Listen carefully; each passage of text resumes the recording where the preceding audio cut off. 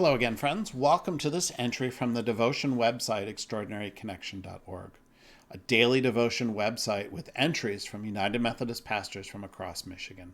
My name is Pastor Scott, and I'm glad you're here. Today, I want to talk about Leonardo da Vinci, Charles Dent, Frederick Meijer, and the bronze horse. Now, our story begins just over 500 years ago. The Duke of Milan wants to build a monument to the power, prestige, and wealth of his city. So he contacts Leonardo da Vinci to make a great bronze horse. And not just any bronze horse sculpture, but the largest bronze horse sculpture ever made. Not only was it a sculpting challenge for da Vinci, it was also an engineering challenge. And never one to pass up a challenge, or to do something to gain a little fame for himself, da Vinci agreed to take on the job.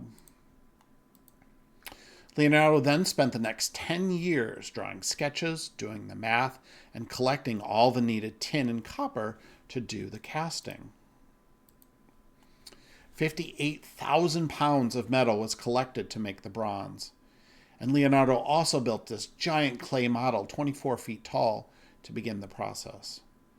So while he was making all these preparations and he was almost ready to do the casting, the city of Milan went to war with France, which meant that the city ultimately confiscated all the tin and all the copper that da Vinci had collected so meticulously, so the city could forge cannons for the war effort with France. And during the siege of the city, the French soldiers came in and they shot that clay horse with arrows and knocked it over to the ground. The setback was too much for Leonardo. He stopped working on it and he just went on to other projects. Now, fast forward to 1977. An American named Charles Dent happens to be reading an article in the National Geographic about Leonardo's horse. His imagination runs wild and he's inspired to complete the project and build the world's largest bronze horse statue, and give it to the city of Milan. Charles Dent begins where Leonardo left off, and he begins raising money to have the sculpture cast, and he consults scholars and sculptors to see if it's even possible to make at that scale. Charles spent the next 12 years of his life raising funds, drawing up plans, generating excitement, but sadly he died before any sculpting ever began. In 1997, a new sculptor was brought on, her name was Nina Akamu, to build a master model, and the last of the financing that was needed was picked up by the Michigan businessman Frederick Meijer. Meijer actually financed 2 copies of Leonardo's bronze horse. One was installed in Milan on September 10th, 1999, exactly 500 years to the day that the clay model was destroyed by the French. And 1 month later, a second bronze horse was cast and installed in Meijer Gardens over in Grand Rapids, which you can visit today. The project spanned generations. It failed and began multiple times. It changed from the original project because, after all, the Duke of Milan never had any desire by chance to install a sculpture in the Grand Rapids, Michigan area. And the people who started it, originally, the Duke and Leonardo, were not the ones that completed it. And you know what? That's okay. Too often we start a project or have a pet project and then we get defensive about it. We get protective about it because it's our baby. We don't want to share it and we don't want to let it go. But sometimes, actually more often than I think we even understand, our job is to begin a project or begin a task and then pass that baton on to the next person or team like we're in some kind of long relay race. Sometimes projects that we are sure will get finished don't. They are started and good effort is made, but sometimes they just don't have the resources or timing to be completed, and that's okay too. God doesn't always call us to finish the work. Sometimes God calls us to humbly pass that work on to another generation or another person. Sometimes God says to us, that's far enough for now. Leave your project for a bit and someone else will pick it up and keep going on it later. And that's really hard. especially when it's our project, our baby, our ministry or mission. In 1 Chronicles 17, King David finds himself slightly embarrassed. He's living in a palace, but God does not yet have a temple to reside in. So David talks to the prophet Nathan and tells him of his plans. He's going to build a temple to God.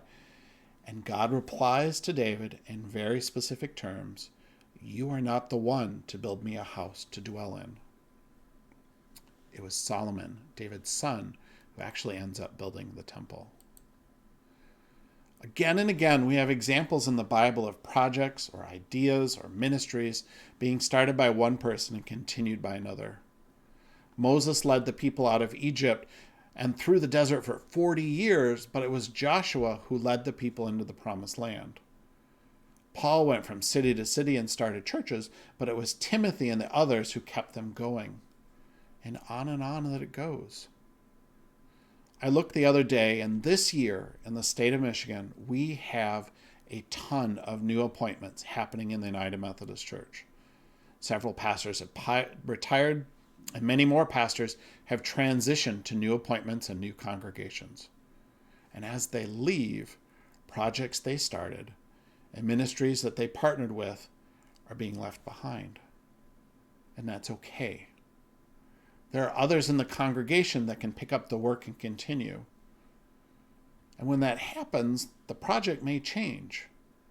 It may be infused with new ideas and new leadership and take a slightly different direction. It may become something holy and amazing that no one expected or anticipated, just like a second horse being built in Grand Rapids. And perhaps some of those initiatives and projects will slow down or stop altogether. And that's okay too. Perhaps the work of those ministries was to build a foundation for a new project in the future. Or perhaps the ministry will remain fallow for a while and begin to work on at a later date, just like the 500-year intermission on Da Vinci's statue. Our calling is to be faithful to the tasks God puts before us right now. Where we put our hope and trust is that God is using the work and the projects and the outreach and the ministry and the missions and the programs, and he's birthing new things through our efforts. Working for the kingdom is never pointless. Seeds are being planted, lives are being changed, love is being shared. So look around. In this time of transition in your congregation or community, where are you being called to pick up and continue the mission or ministry of your church? Or is it time for an old project to be revitalized and tried again? Or is it time to celebrate the work of a mission and perhaps try something new? Whatever the answer is, in your church and in your context, I pray you have the humility to let go, the courage to start, and the faithfulness to continue. And my friends, I will see you next week on extraordinaryconnection.org.